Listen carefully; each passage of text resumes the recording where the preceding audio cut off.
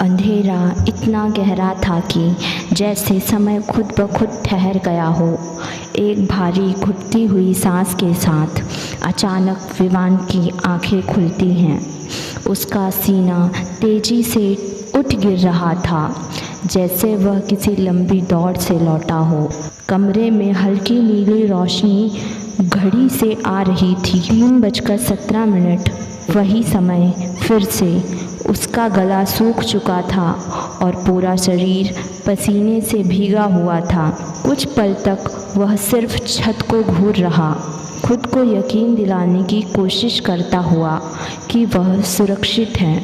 फिर जैसे ही उसकी नज़र लैपटॉप पर गई, स्क्रीन ऑन थी लेकिन खाली। कोई फाइल नहीं, कोई वीडियो नहीं। यह सपना था, उसने बुदबुदाया, पर उसके शब्द ख़त्म नहीं हुए थे कि टेबल पर रखा कैमरा अपने आप चालू हो गया। स्क्रीन पर धीरे धीरे एक फ्रेम उभरा, वही मंदिर, वही लाल धुंध और दरवाजे पर खड़ा एक साया, कपालनाथ। उसकी आंखें सीधे विवान को देख रही थी। सपना नहीं था, मौका था। अगर समझ गया तो बच जाएगा। उसकी धीमी गूंजती आवाज़ कमरे में फैल गई। सुबह होते ही विवान बिना एक पल गवाए उसी जंगल की ओर निकल पड़ा, लेकिन इस बार उसके कदमों में घबराहट कम और एक अजीब सी दृढ़ता ज़्यादा थी। रास्ता अब भी वैसा ही था। पेड़ जैसे जगह बदल रहे हों, पत्तों की सरसराहट में जैसे कोई उसका पीछा कर रहा हो। हर मोड़ पर उसे वही एहसास होता, कोई उसे देख रहा है। लेकिन इस बार उसने पीछे मुड़कर देखने की कोशिश भी नहीं की। डर अब भी था, पर उसने उसे अपने ऊपर हावी होने नहीं दिया। जैसे ही वह उस जगह पहुंचा जहां पिछली बार सिर्फ खंडहर थे, इस बार दृश्य अलग था।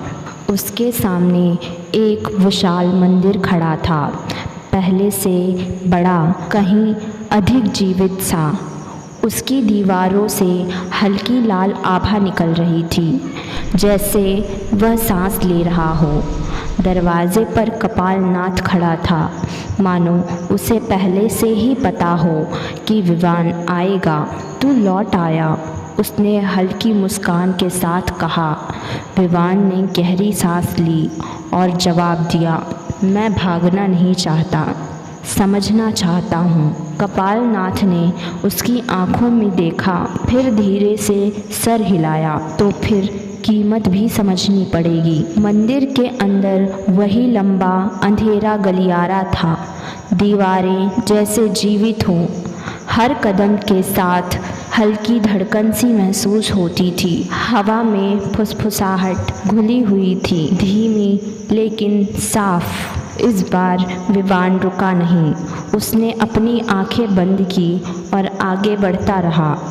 अचानक आवाज़ तेज़ हो गई, जैसे हर दिशा से कोई उसे पुकार रहा हो।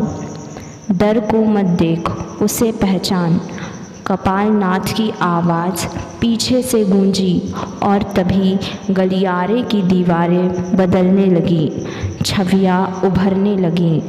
विवान का बचपन, जब वह अंधेरे से डरता था, उसके असफल होने के कारण डर के पल और वह गहरी तन्हाई जिसे उसने हमेशा छुपाया था, ये सब उसके सामने जीवित होकर खड़े थे।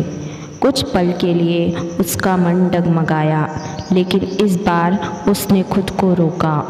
उसने उन परछाइयों को देखा और धीरे से कहा, तुम मैं ही हो और मैं तुम्हें स्वीकार करता हूँ।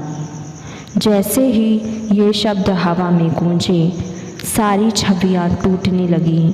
वे राख में बदलकर हवा में बिखर गईं, जैसे उनका अस्तित्व कभी था ही नहीं। अचानक पूरा दृश्य बदल गया। अब वह एक विशाल कक्ष में खड़ा था, जिसके बीचों बीच एक भयानक ऊर्जा का भंवर घूम रहा था। लाल और काले रंग का, धड़कता हुआ, जैसे किसी दिल की धड़कन हो। उसकी हर धड़कन के साथ ज़मीन काँप रही थी। कपालनाथ उसके पास आया और बोला, यही है चेतना जाल का हृदय। इसे नष्ट नहीं किया जा सकता, लेकिन इसे शांत किया जा सकता है। विवान ने बिना नज़र हटाए पूछा, कैसे? कपालनाथ ने गहरी आवाज़ में जवाब दिया, काल भैरव की साधना। डर के स्वामी को बुलाना पड़ेगा, तभी डर खत्म होगा। रात होते होते मंदिर का वातावरण और भी भारी हो गया। कक्ष के बीच में राख, अग्नि और चिन्हों से एक मंडल बनाया गया। हवा ठंडी थी, लेकिन उसमें एक अजीब सी गर्मी घुली हुई थी। कपालनाथ ने अंतिम बार चेतावनी दी, एक बार शुरू किया तो, बीच में रुका तो तू खत्म। विवान बिना हिचकिचाए मंडल के बीच बैठकर आंखें बंद कर ली। उसके होठों से मंत्र निकलने लगे। हर जाप के साथ वातावरण बदलने लगा। हवा भारी होती गई, ज़मीन हल्की हल्की कांपने लगी और भंवर पहले से ज़्यादा उग्र हो गया। अचानक उस भंवर से एक आकृति उभरी, भयानक, विकृत और भय से बनी हुई। उसकी हंसी पूरे कक्ष में गूंज रही थी। तू मुझे खत्म करेगा? मैं तू ही हूँ।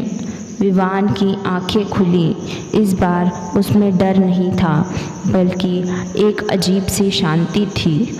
उसने उस आकृति को देखा और दृढ़ आवाज़ में कहा, हाँ, तू मैं ही है और मैं तुझे स्वीकार करता हूँ, लेकिन तुझे नियंत्रित भी कर सकता हूँ। उसने मंत्र को और तेज कर दिया। अचानक एक तेज प्रकाश पूरे कक्ष में फैल गया। भंवर बिखरने लगा और वह आकृति चीखते हुए टूटने लगी। उसकी आवाज़ धीरे धीरे खत्म हो गई और कुछ ही क्षण में वह राख बनकर हवा में विलीन हो गई। सुबह की पहली किरण मंदिर के अंदर पहुंची। सब कुछ बदल चुका था।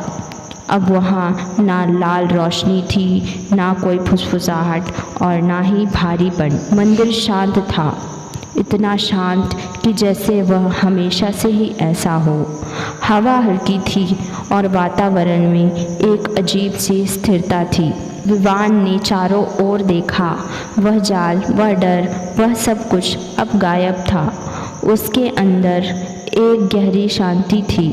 अब से उस मंदिर में किसी भी प्रकार का डर नहीं, बल्कि शांति ही थी, क्योंकि विवान ने काल भैरव की एक नई मूर्ति की स्थापना कर दी थी।